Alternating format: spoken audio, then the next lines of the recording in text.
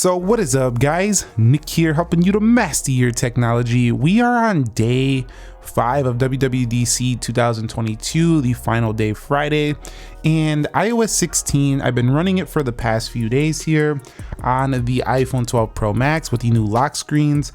Pretty fun. I'm really digging these new lock screens and all the new features here, and it's running pretty stable overall, but there's phones that aren't getting this software, and some of you might be pretty disappointed that your iPhone will not support it. We're going to talk about those here in this video. Let's begin with a surpriser of last year that we didn't actually think was going to get iOS 15, but the iPhone SE from 2016. Apple A9 chip in here does give iOS 15, so this one actually turned 6 years old just a couple months ago. So 2 GB of RAM and A9, we're already on the A15 Bionic chipset. So I'm not mad at Apple for dropping support for this one. It's been a great legacy for this phone. This is one of the phones that actually helped my channel grow a lot, and I really loved this phone. I think it's one of the best iPhones ever created in terms of just the overall design, the look, the feel. A gorgeous product. They took away the chamfered edges and made it cleaner around the edges. Just a beautiful iPhone SE right here, and they still actually sell to this day. You can go on eBay, Swap, or whatever, you'll find them, people buying them still. And since we're talking about the A9, the next one is going to be the 6S. Arguably, a lot of people may have this over the SE, and maybe even more popular, who knows. But the iPhone 6S is something that was a shocker last year as well, and not receiving it is definitely a little bit annoying for some people, but still, the phone's been out for a very long time. So definitely not too disappointed that that one's not getting it. Let me know your thoughts, and obviously most people who have these phones as their main devices will be disappointed, but you got to remember, these phones have been out for several years, far blowing away the competition when it comes to software support. So you got to give Apple credit where credit's due. They supported these phones for nearly more than half a decade. That's really impressive for a smartphone. You know, some phones a year or two and they're done. Not all of them, but a lot of them.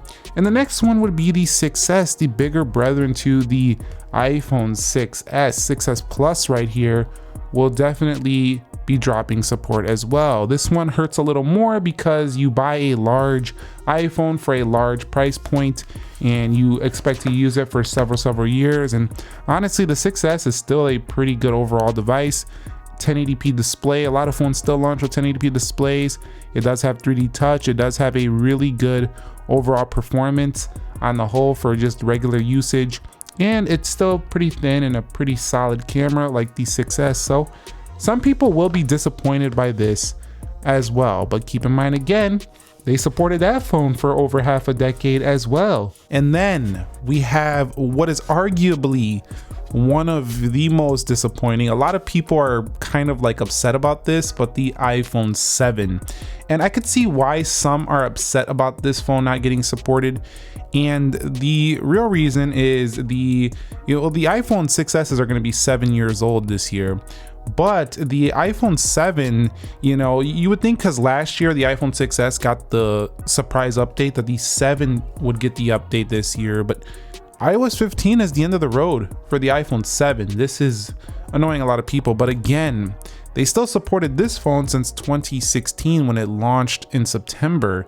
So if you really think about it, that's about a 5-year support cycle.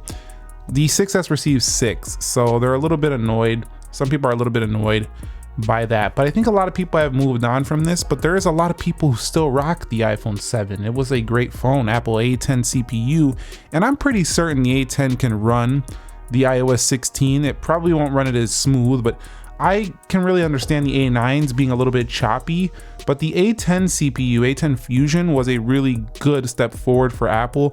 I do believe that the iPhone 7 would have been able to run iOS 16, at least if they took out some features that wouldn't run so well, you know, limited a little bit, I think it could have ran iOS 16. It's not really a huge overhaul in terms of the kind of like the features they added. They're just kind of like software based. It's not really like, a lot of them are requiring too much hardware, except for like some of those live features, live activities and stuff like that. But overall, iPhone 7 dropping support, single 4K 30 camera on the rear, 4.7-inch display.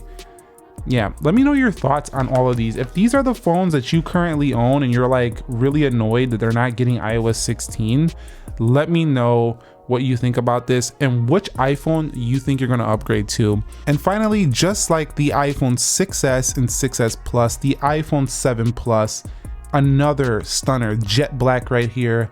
Great sales on this phone. It was a super popular device. People rock this thing like they do the Maxes these days. And this was before the Max. A lot of Max users used to have this phone, and some people still are holding on to it. But again, with the iPhone 7 Plus, this one is a real kicker for me too as well. And reason why is we talked about the A10 Fusion. iPhone 7 only has 2 gigs of RAM, but this has 3 gigabytes of RAM and a quad core A10 Fusion. So I'm kind of disappointed here that this one didn't receive it. And I know, again, this is 5 years. That's a lot of support already for 7 Plus, but still, I just know that this phone can run it. This runs iOS 15 pretty easily.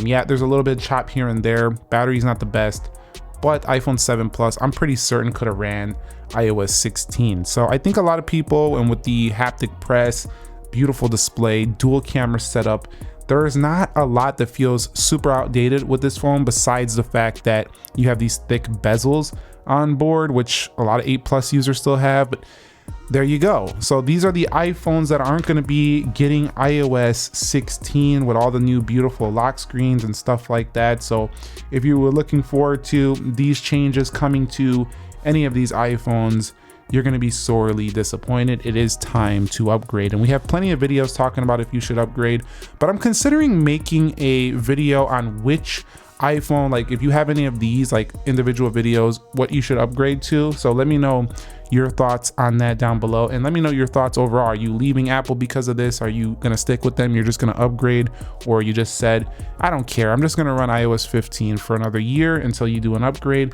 Let me know your thoughts down below.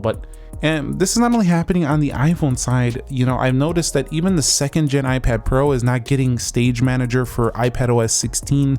So there's a lot of you know, other products in other categories like iPads and Macs and things that aren't super old, that aren't getting some updates. So it just seems like Apple's going a new direction with the, you know, software matching more the M1 series chips, the newer A series chips, the like A15, 14, 13, 10, 12. Well, not 10 obviously, but the Bionic series obviously. But if you got an iPhone 8 and 8 Plus, it's looking good for you, but these, not so much. Let me know your thoughts down below. Thumbs up if you enjoyed it. Subscribe if you haven't already. Nick here. Be sure to be well, and peace.